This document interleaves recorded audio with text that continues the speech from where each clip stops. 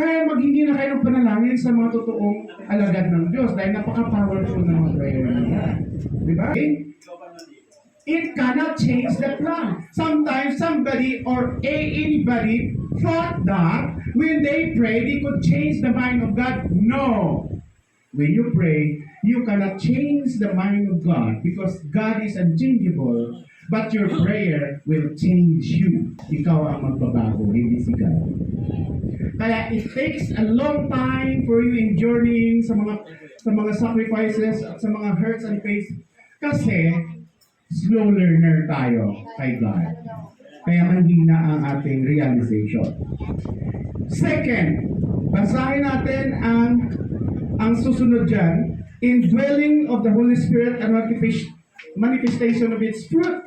Okay, sabi doon na let the Spirit of God dwells in you. That's number 2. Point number 2 tayo. Ayan, sa number 2. Okay. The amazing prayer, it changes individual life and sustains resilience. It heals heart and bridges gaps in a prayer. It creates miracle and sustains strength. It opens doors of opportunity, victory, and releases peace and harmony. So, pag malungkot ka at frustrated ka, pray. Yan ang sagot. Huwag na, pag malungkot ka, mag-soliloquy ka. Anong soliloquy? Soliloquy is a kind of poetry. Kasi natuturo ako ng English 9. So naturo ko sa kanila ang soliloquy. Soliloquy is talking to yourself. Like the mother.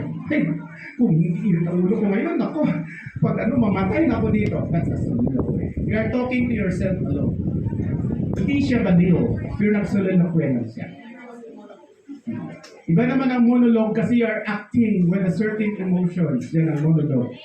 Then another one is the fruits of the Holy Spirit. According to Galatians chapter 5 verse 22 to 23, there were 9 fruits that we need to earn. I don't know kung na-earn niya ito.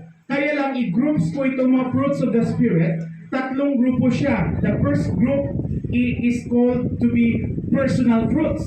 Ibig sabihin, fruits mo yan ang personally. The second fruit is an emotional fruits. And the third fruits is what you call the quality fruits. The first fruits of the group of the fruits of the Holy Spirit is love, joy, and peace. That's personal.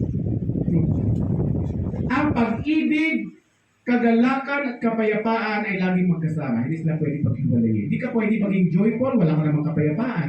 Hindi ka pwede maging payapa, wala kang pagmamahal. No, they work together. So that's the first group. If you will not graduate to this first group of the fruits, you'll never be a resilient and relentless Christian. Kailangan alam mo kung paano magmahal at alam mo magpapahalaga sa nagmamahal. Pag minahal ka ng totoo, mamahalin mo rin silang totoo, huwag kang sinungaling. Okay? Pag ipinakita niya ang kabutihan niya sa iyo, maging maputi ka naman, huwag kang plastic. So that's love. Joy. Pag joy ka totoo, hindi yung umalakha ka, tapos pagtalikod niya sabi, madapa sana. Diba? Ang daming kalokohan sa fruits of the Spirit. Tapos, yung peace. Ay, alam mo ba, sister, kung magdamag di ako nakatulog, bakit anong problema mo kasi? Parang iba na kasi si mister. Wala kang peace. Pag-usapan niyo. Sabihin mo, bakit hindi ako makatulog kagabi? Ano ba nangyari sa buhay mo? Kasi kayong mag-asawa, dapat lagi kayo nag-uusap. Lagi kayo nag-iakap sa isa't isa para feel na feel nyo. Lagi kayo magkatinginan, lagi kayo nag-good morning, lagi kayo nag-I love you or whatever. Pero hindi lilipas yung mga naramdaman. Huwag lang yung, di ba, nung naliligaw siya, halos binibigyan ka ng araw-araw ng cake, binibigyan ka ng bulaklak, halos na doon siya magdamag sa bahay niyo, halos nakaupo siya lagi doon at binibigyan ka ng chocolate. Eh ngayon, 3 taon na, walang isang chocolate na binigay sa'yo. Ano ba yan?